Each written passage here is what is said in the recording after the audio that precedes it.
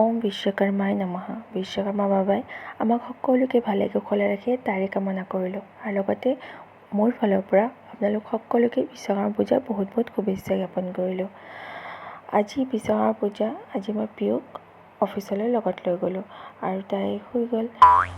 ইফালে প্ৰত্যেক বছৰৰ দৰে এইবাৰো আমাৰ অফিচত ধুনীয়াকৈ বিশ্বকৰ্মা পূজা পালন কৰা হৈছে।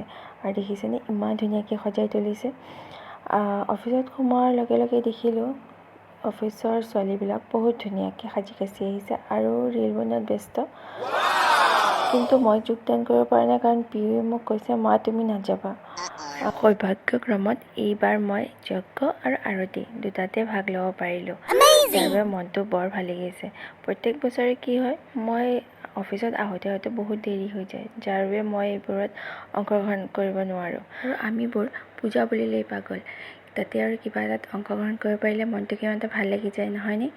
পূজাৰ আৰতি ভাগ দিয়াৰ লগে লগে আমাক ফল প্ৰসাদ আৰু খিচিৰি প্ৰসাদ দুটাই বিতৰণ কৰিলে।